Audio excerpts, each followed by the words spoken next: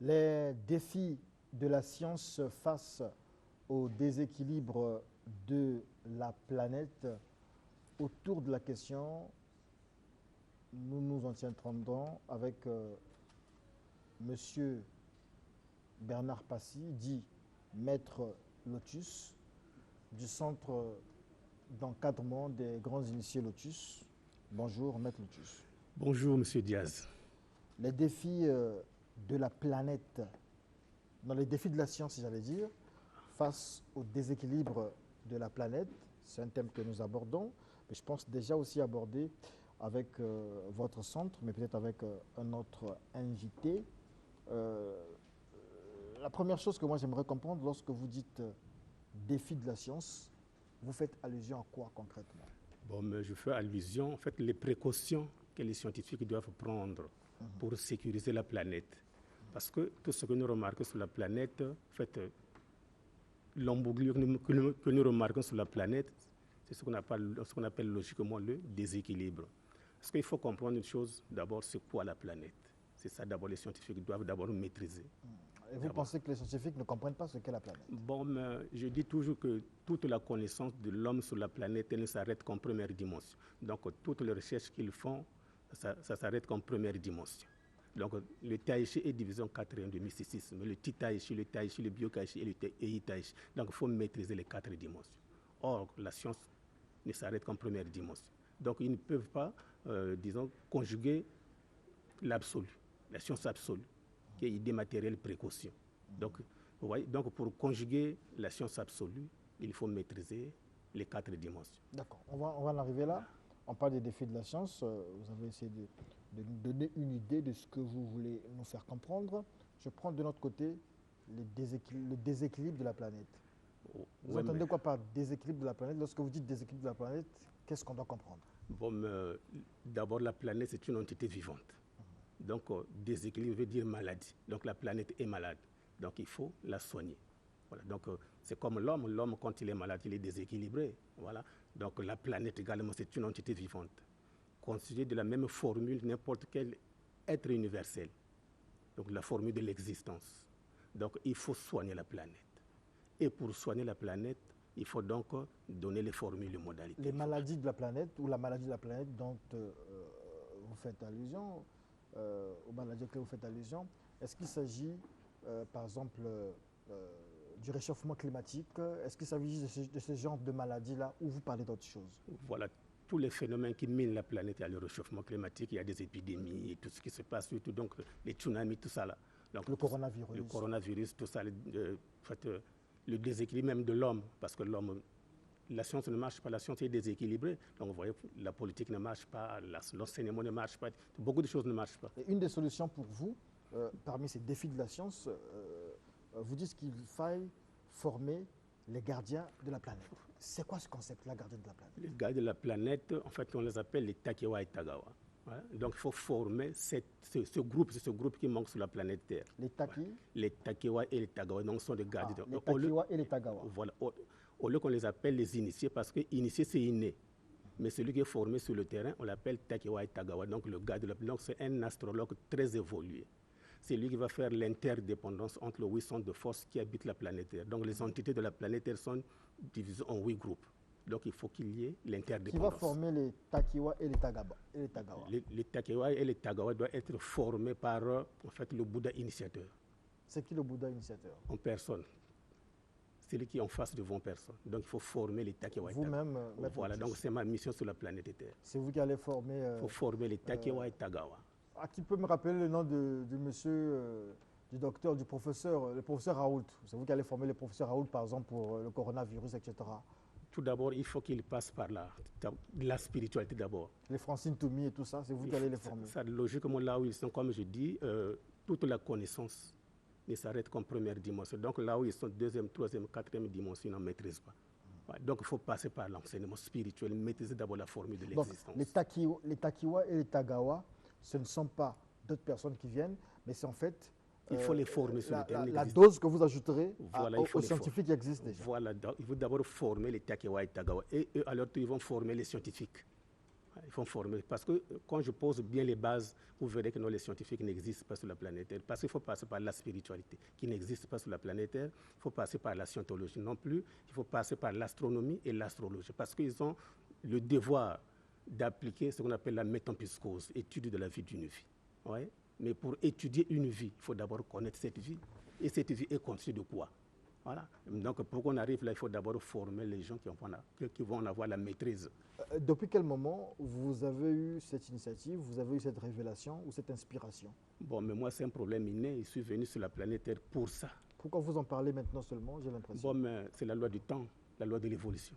Est-ce que le centre d'encadrement Lotus dispose d'un document, d'un livre, d'une espèce de Bible, d'une espèce d'encyclopédie pour guider, pour vous permettre de comprendre un peu votre vision, votre philosophie? Là-bas, l'enseignement est pratique. Oral. Ouais. Il faut être en face du maître. Là-bas, l'enseignement est oral. L'enseignement est oral pour l'instant. Parce que si j'essaie d'écrire des bouquins, les gens vont en procurer et au fur et à mesure, ils vont raconter n'importe quoi alors qu'ils n'ont pas la maîtrise. Et moi, mon problème, c'est d'abord être en face de l'élève. Donc, j'ai déjà une école. Donc, ce que je cherche maintenant, en sorte, c'est l'interdépendance. Est-ce que vous formez déjà certains Takiwa et Tagama dans vos écoles? J'ai déjà formé, je forme, j'ai déjà une équipe. Donc, je crois que je vais m'éclipser un peu entre ce jour-ci. Je reviendrai avec l'équipe. C'est-à-dire que pour publier l'école, je viendrai avec des vidéos où je vais publier l'école pour le monde entier, pour le besoin du monde entier. Pas seulement pour le Congo, mais le besoin du monde entier. Parce que Lotus, logiquement, c'est un problème scientifique. Est-ce que vous aimez la discussion, l'échange, la contradiction? Bien sûr, On aimerait bien vous mettre face à nos amis raéliens, nos amis chrétiens, nos amis de la science chrétienne aussi, pour voir ce que ça donnerait un peu. Bravo, bravo. C'est pour essayer de voir, en fait... Parce qu'il faudrait des arguments. Mais bien sûr, c'est pour voir à peu près l'intensité de la connaissance. Voilà. D'accord. Voilà, l'intensité de la connaissance, voilà, c'est ça. Parce que quand on veut débattre sur quelque chose, il faut d'abord connaître sur quoi vous débattez. Voilà. Il faut maîtriser l'étymologie du mot que vous voulez débattre. Voilà. Donc, ne venez pas divaguer tout le temps. Comme moi, je parle du déséquilibre de la planète parce que je connais ce qu'est la planète. Il faut d'abord disséquer la planète, de quoi est composée la planète. Comment, c'est-à-dire l'existence. On a, exemple sur le terrain, quand on parle du déséquilibre de la planète, mais il ne faut pas injurer les politiciens, il ne faut pas injurer l'homme blanc, mais on a un virus qui est très fort, qui est la loi de l'évolution. Ouais? Donc la loi de l'évolution s'exprime par la dualité, le bien ou le mal. Et le plan divin fait passer un des préceptes selon la nécessité d'une vie. Et chaque vie la vit selon sa vie. Vous voyez là où nous sommes. Donc il faut décortiquer cette formule. Mais qui peut décortiquer cette formule? Donc il faut aller à la base. D'où mon combat est d'abord la science. Équilibrer d'abord la science. Parce que la science, c'est quoi? C'est la vie. En fait, les disciplines scientifiques, ce sont les nécessités de la vie. Vous voyez? Ce sont les nécessités que la science doit résoudre. Mais si une discipline a un peu de déclin, vous voyez, il y aura un déséquilibre. Donc chaque discipline doit être dans l'absolu. Et pour que la discipline soit dans l'absolu, il faut avoir la maîtrise de la formule de l'existence. Donc ça, c'est le combat de l'autre. D'abord, équilibrer, d'abord former les Takawa et Tagawa, former les scientifiques. Justement depuis un moment avec vous dans Studio 210. Dernière question, nous sommes à la fin justement de cet entretien. Dernière question, banale, bête peut-être. Est-ce qu'il vous arrive de tomber malade? Ben oui, mais je suis un être vivant quand même. Comment vous faites pour vous faire soigner? Bon, mais au moins j'ai une force médicale. Quand je suis malade, je ne prends rien. Vous n'allez pas à l'hôpital? Non, non. Comment ça? J'ai une force médicale en moi, mais je ne prends rien. Donc cette force-là va travailler. Vos disciples aussi font la même chose? Ou bon, bien ça, eux, ils vont à l'hôpital? Non. Quand vous êtes dans Lotus, vous ne pouvez jamais aller à l'hôpital. Même quand je traite, c'est-à-dire que ce qu'est Lotus, la médecine n'est pas encore arrivée à ce niveau. Voilà. Donc les médecins qui sont dans le monde, donc je dis bien le monde entier, là où est Lotus, aucun médecin n'est là. Donc moi, je vais les apprendre. C'est intéressant ce que vous me dites. Vous avez un temple à Pointe-Noire? Le siège, c'est Pointe-Noire. À Pointe-Noire, à Brassa aussi, j'ai un centre. Moi, je veux la maison mère, c'est Pointe-Noire. La maison mère, c'est Pointe-Noire, mais ici, j'ai ouvert un centre. Donc, on peut faire aller à Pointe-Noire pour voir comment ça se passe là-bas. Voilà, vous allez avec nos caméras pour comprendre comment. Qu'est-ce qui se passe là-bas dans le centre Lotus? Là-bas, il y a la formation. La formation en tout. On verra des laboratoires aussi là-bas? Non, il n'y a pas de laboratoire. Le laboratoire, c'est d'abord la tête. Donc, il faut d'abord former, parce qu'en médecine, c'est comme le coronavirus. Ils sont à la recherche du vaccin, mais ce n'est pas le vaccin. Il faut connaître d'abord ce qu'est ce virus. Merci d'abord le beaucoup. connaître. Voilà, c'est la fin de cet entretien, Maître Lotus.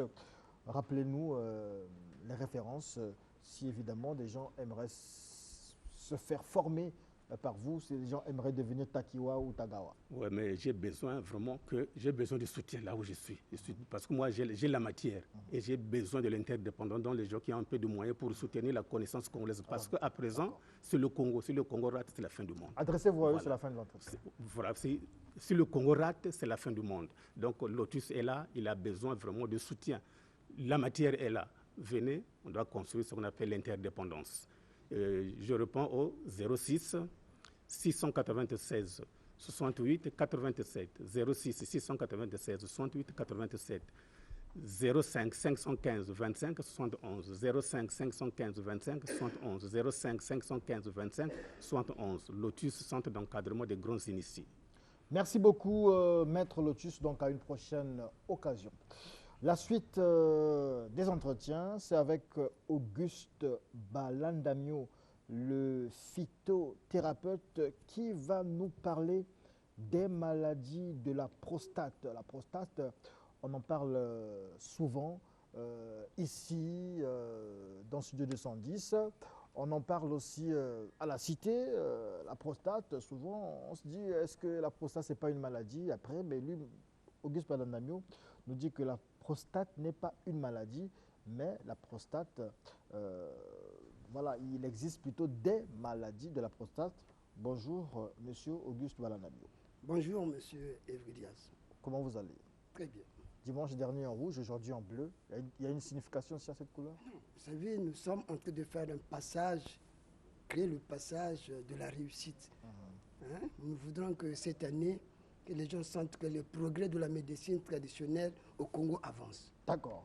Médecine traditionnelle, maladie de la prostate, donc c'est dans ce contexte-là que nous en parlons. Mon désir Kando, bonjour. Bonjour Edjir Diaz. Vous avez face à vous le phytothérapeute et posons nos questions. On commence par les vôtres. Monsieur Auguste Balandamio, vous avez dit que la prostate n'est pas une maladie, plutôt il existe des maladies de la prostate. Alors comment est-ce que vous essayez de nous expliquer ça pour faire comprendre à nos téléspectateurs? Je disais que la prostate n'est pas une maladie. La prostate, c'est un organe, une glande qui existe, qu'on est avec. Il a le rôle de sécréter les spermes. Et c'est l'unique glande qui sécrète les spermes à 80%. Donc, c'est comme une femme qui est née avec les ovaires. Nous n'allons pas dire que les ovaires, c'est une maladie, mais les ovaires existent. Comme la prostate existe à l'homme depuis sa naissance.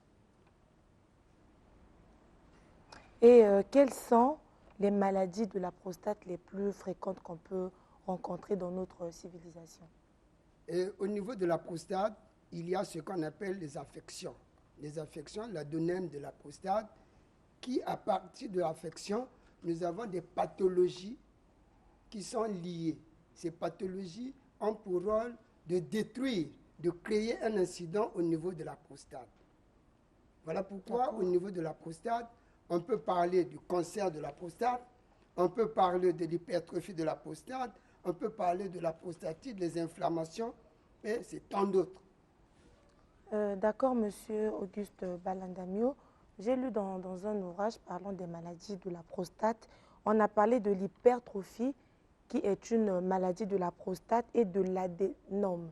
Et tout à l'heure, je ne sais pas, vous n'avez pas pu signifier cela. Est-ce que vous reconnaissez quand même qu'il existe ces différentes maladies que je viens de parler tout à l'heure? Oui, quand on parle de l'hypertrophie prostatique ou l'adénome de la prostate, cela prouve qu'on veut parler de l'augmentation du volume.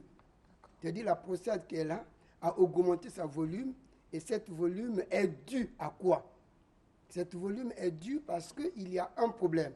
Et ce problème, 1, il y a rétraction des urines.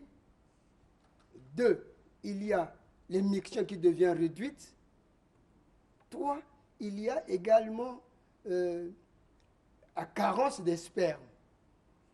Lorsque la personne carence des spermes, à des âges avancés, peut arriver à une prostatite.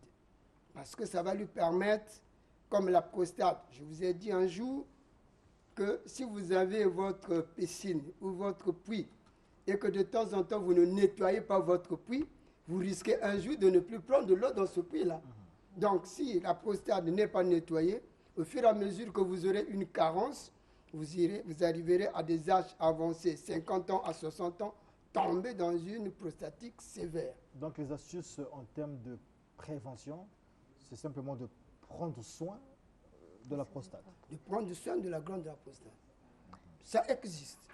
Nous avons ici au Congo... Est-ce qu'il existe, on appelle ça comment, des tests qu'on fait pour, voilà, pour savoir si on a atteint des maladies de la prostate? Oui, il y a des échographies qui sont là. D'accord. Et vous pouvez faire une échographie. Et on peut faire des touchés du rectal dans le cadre du diagnostic. Et facilement, on peut vous retrouver avec une prostatite. Est-ce qu'il y a une tranche d'âge en ce qui concerne la maladie de la prostate? Bien, la tranche la plus sévère, c'est de 50 au plus aux âges de vieillard. Parce qu'à ce niveau-là, vous pouvez vous retrouver avec le cancer. C'est-à-dire, quand on parle de cancer, c'est que vous êtes à une étape très avancée. Maintenant, quand on parle de cancer, quand on parle de la prostatite, de l'inflammation de la prostate ou la prostatite, cette inflammation peut être due aux microbes. Donc, voilà pourquoi il est toujours demandé aux hommes, à des âges avancés, ou à partir de 35 ans, 40 ans, de faire souvent l'examen de CBU culture. Dans le CBU culture, on peut vous déterminer certaines bactéries, des germes isolés, comme le staphylocoque. Le staphylocoque est aussi également à l'origine de la prostatite. Donc, ça peut vous créer des affections au niveau de la prostatite. D'accord, Monsieur Balandamio. Alors, quels sont les symptômes de la maladie de la prostate? Je viens de vous dire ici, la première, c'est éviter d'avoir une carence de sperme. D'accord. 2, c'est de temps en temps, à des âges avancés, de vérifier votre miction, c'est-à-dire la distance de vos urines. Un homme, quand tu veux, à des âges, un enfant peut te faire 50 cm, beaucoup de centimètres, mais dès que vous commencez à constater que votre jet devient à 5, 10, faites très attention. Et vous pouvez avoir au niveau de calcul, de la rétection des urines, vous êtes en train de chercher à uriner, vous êtes là, ce sont des gouttes qui tombent. Il faut reconnaître que vous avez déjà un problème au niveau de votre prostate. Monsieur Balandamio, vous êtes phytothérapeute. Quels conseils avez-vous à prodiguer, autant pour éviter la maladie que s'en débarrasser? Bon, mais pour éviter la maladie de l'affection prostatite, prenez soin de votre organe. La nature nous a donné des solutions. Si vous passez chez moi, vous aurez un produit qui est typiquement, qui ne nettoie que l'hypertrophie de la prostate. Vous devez également prendre soin de ne pas tomber en oligo-azoospermie, parce que la prostate sécrète 80% des spermes, et lorsque vous avez une carence de sperme, vous pouvez vous attendre à la maladie. Monsieur Auguste Balandamio, j'ai lu dans un ouvrage développé par un expert camerounais qui signifierait que les graines de courge sont aussi efficaces pour éviter les maladies de la prostate. Oui, les graines de la courge vous permettent de nettoyer la prostate. Comment? C'est-à-dire qu'en prenant comme aliment ou bien comme... Non, on peut le prendre comme aliment. On peut le prendre comme aliment, on peut l'utiliser en thé, on peut l'utiliser en boisson. Mais le grand problème, c'est qu'il faut que la personne qui connaît vous explique comment faire pour ne pas rentrer dans le... La personne qui connaît, en réalité, c'est à l'hôpital. Non. Les graines, il faut voir les phytothérapeutes. En fait, en fait, si on veut se prévenir, on veut se prévenir contre les maladies de la prostate, ou si par exemple on veut se faire traiter contre les maladies de la prostate, on s'en va d'abord à l'hôpital. Oui, vous allez à l'hôpital parce qu'on doit examiner si réellement vous avez la prostate. Et quand vous avez la prostate, justement, quand vous avez la prostate, vous pouvez aller à l'hôpital, vous pouvez venir nous voir ou me voir. Ça se fait pour ça aussi la médecine traditionnelle? Mais je vous ai dit que la médecine traditionnelle est la porte d'entrée de la santé. Donc nous détenons ce pouvoir parce que c'est nous qui détenons la matière première. Merci beaucoup, Monsieur Auguste Balandamio. Nous arrivons justement à la fin de cet entretien. On retient que vous nous avez parlé des maladies de la prostate. Vous voyez, vous comprenez qu'il y a 1001 caméras ici, donc je peux regarder ici et là-bas. Donc voilà, je regarde ici maintenant pour dire que c'est la fin de l'entretien avec M. Auguste Balandamio. Un dernier mot, certainement des références. Oui, mon dernier mot, c'est de dire à la population ou à ceux qui nous sont en train de nous écouter qu'ils n'aient pas peur quand ils souffrent de cette prostatite. La médecine traditionnelle est bien là pour nous aider à sortir de ce mal. Bon, donc pour ceux qui veulent nous contacter, nous sommes à l'arrêt pharmacie de Mukondo. Arrêt pharmacie de Mukondo. Mon numéro, c'est le 06 695 35 20 06 635 35 20 le 05 526 15 07 05 526 15 07. Pour ceux de Pointe-Noire, c'est le 06 913 01 55. Merci beaucoup, Monsieur Auguste Balandamio. Studio 210 continue. Ne zappez pas, ne partez pas. Le face-à-face est là.